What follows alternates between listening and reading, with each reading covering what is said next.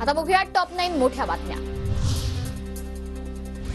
धुळ्याचे महायुतीचे उमेदवार डॉक्टर सुभाष भामरे आज उमेदवारी अर्ज दाखल करणार। अर्ज भरण्यासाठी उपमुख्यमंत्री फडणवीस, बावनकुळेही उपस्थित राहणार।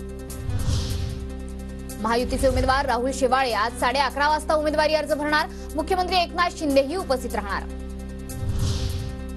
महाविकास आघाडीचे उमेदवार अरविंद सावंत, अनिल देसाई आज उमेदवारी अर्ज दाखल करणार। सकाळी 11:30 वाजता समर्थकांच्या उपस्थितीत अर्ज भरणार।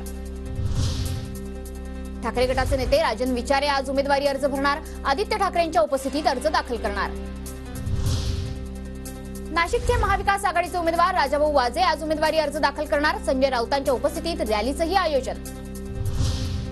शांतिगिरी महाराज आणि अनिकेश शास्त्री आज अपक्ष उमेदवारी अर्ज दाखल करणार। नाशिकमध्ये मोठी लढत होणार।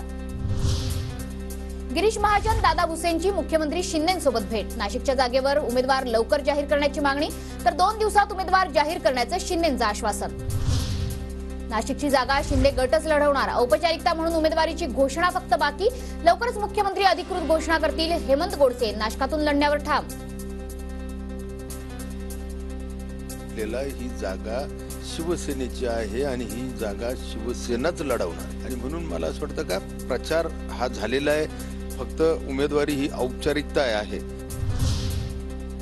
धुळे लोकसभेच्या रिंगणात आता करणी सेनेची एंट्री। करणी सेनेचे राष्ट्रीय उपाध्यक्ष आनंदसिंह ठोके उमेदवारी अर्ज दाखल करणार। अपक्ष उमेदवारी करत विविध पक्षांच्या पदाधिकाऱ्यांच्या भेटीगाठींना सुरुवात।